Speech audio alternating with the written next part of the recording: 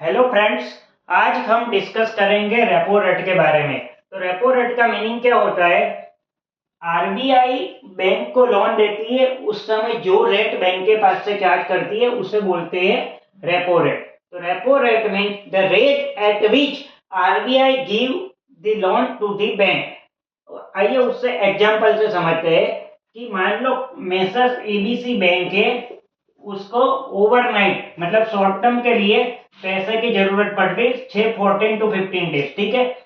तो वो क्या करता है, आरबीआई के पास जाता है कि भाई मुझे 5 करोड़ रुपए चाहिए शॉर्ट टर्म के लिए। तो आरबीआई इस बैंक को 5 करोड़ रुपए तो देगी, लेकिन उसके सामने सिक्योरिटी तो चाहिए ना उसको, ठीक है। हम भी अगर बैंक के पास जाते हैं लोन लेने के लिए, तो बैंक हमारे पास क्या मांगता है? कोलैटरल सिक्योरिटी लाओ भाई, कि प्रॉपर्टी लाओ, स्टॉक लाओ, आपका प्रॉपर्टी का इंश्योरेंस लाओ एट एक्स्ट्रा, ठीक है। अगर होम लोन लेते हो तो आपका घर भी मॉर्गेज कराते हो, या फिर लोन अगेंस्ट प्रॉपर्टी लेते हो तो प्रॉपर्टी मॉर्गेज होती है एट एक्स्ट्रा। तो वैसे ही अगर बैंक आरबीआई के पास जाएगा तो आरबीआई उसको लोन देगी, लेकिन उसके सामने कोलैटरल के तहत क्या जाएगा? गवर्नमेंट सिक्योरिटी, ठीक है। तो एक government security, bank government security RBI को दे देगी और आरबीआई बैंक को लोन दे देगी। तो उससे सामने आरबीआई बैंक के पास से इंटरेस्ट चार्ज करेगा। तो वो इंटरेस्ट जो रेट पे चार्ज होता है उसको बोलते हैं repo rate. At present repo rate is 6.5%, ठीक है। At present repo rate is 6.5%। तो आज की तारीख में अगर कोई बैंक आरबीआई के पास जाता है लोन लेने के लिए, तो आरबीआई उसके पास से 6.5% चार्ज करेगा, ठीक है। अब इसके सामने एक कंडीशन होती है कि जब भी बैंक आरबीआई को पैसे वापस करेगा, मान लो कि ये 5 करोड़ की लोन लिए, बैंक जब भी आरबीआई को ये पैसे वापस करेगा, ये गवर्नमेंट सिक्योरिटी जो आरबीआई को दी थी वो बैंक वापस रीपरचेज कर देगा, ठीक है।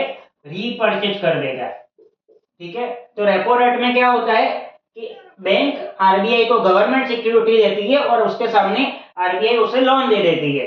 लेकिन जब भी लोन रिफंड होती है, रीपेमेंट होता है लोन का, तब आरबीआई गवर्नमेंट सिक्योरिटी वापस बैंक को दे देती है। इसे बोलते हैं रीपरचेज ऑफ गवर्नमेंट सिक्योरिटी, ठीक है। This is always for the short period of time. अब हम समझते हैं रेपो रेट का यूज आरबीआई कैसे करती है। तो रेपो रेट का use RBI to control the inflation और to maintain the price stability, ठीक है। अगर इन्फ्लेशन इंक्रीज हुआ मतलब क्या हो रहा है कि हर एक चीज की प्राइस इंक्रीज हो रही है, ठीक है। प्राइस इंक्रीज हो रही है मतलब क्या कि मार्केट में सप्लाई कम है लेकिन डिमांड ज्यादा है, ठीक है। डिमांड ज्यादा है तो प्राइस भी इंक्रीज होगी, सप्लाई नहीं है। उसका मतलब क्या है? सबके पास पैसे बहुत बहुत ज्यादा है, मार्केट में लिक्विडिटी ज्यादा है, उसकी वजह से इन्फ्लेशन हो रहा है, सप्लाई कम है और डिमांड बढ़ रही है। तो यहाँ पे आरबीआई क्या करेगा? To control the inflation repo rate को बढ़ा देगा, ठीक है।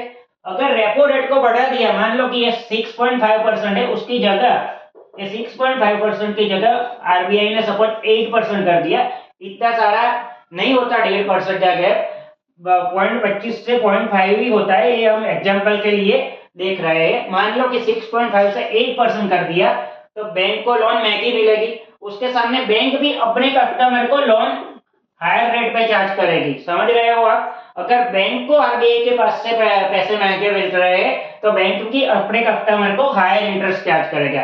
अगर हायर इंटरेस्ट चार्ज किया तो कस्टमर जो लोन ले रहे थे वो अपना लोन लेने का पीरियड फॉरगो कर देंगे या फिर लोन नहीं लेंगे। उसके सामने मार्केट में लिक्विडिटी कम होगी, अगर लिक्विडिटी कम होगी तो डिमांड कम होगी, डिमांड कम होगी तो प्राइस जो स्टेबलाइज नहीं हो रही थी वो स्टेबलाइज हो जाएगी, कुछ हद तक इन्फ्लेशन भी कंट्रोल में आ जाएगा, ठीक है।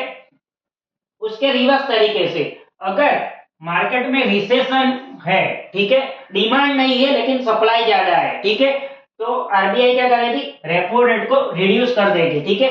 मान लो कि यहाँ पे रेपो रेट 6.5 है, अगर आरबीआई ने रेपो रेट 4 कर दिया, ठीक है, तो आरबीआई सस्ते में बैंक को पैसे दे रही है, बैंक भी क्या करेगा? प्रॉफिट के लिए अपने कस्टमर को सस्ते में लोन दे देगा। सस्ते में लोन मिल रहा है तो लोग ज्यादा से ज्यादा लोन लेंगे, ज्यादा से ज्यादा पैसे मार्केट में आएंगे तो डिमांड क्रिएट होगी, डिमांड क्रिएट होगी तो रिसेशन जो जा रहा था इकोनॉमी में वो कुछ हद तक कंट्रोल में आ जाएगा। आइए अब हम रेपो रेट से समझते हैं कि आपने सुना होगा न्यूज़पेपर में भी कि आरबीआई ने रेपो रेट बढ़ा दिया, मतलब आपकी होम लोन की ईएमआई भी बढ़ सकती है। ठीक है, तो कैसे बढ़ सकती है? बैंक जनरली लोन देती है आपको फ्लक्चुएटिंग इंटरेस्ट रेट पे। फ्लक्चुएटिंग इंटरेस्ट रेट मतलब अगर वो रेपो रेट के बेस पे है, ठीक है, अगर आपकी लोन आई है एट द रेट ऑफ 8.5%, अगर आरबीआई ने रेपो रेट 0.25% बढ़ा दिया तो बैंक भी क्या करेगी, आपके रेट में 8.25 या उससे ज्यादा बढ़ा देगी।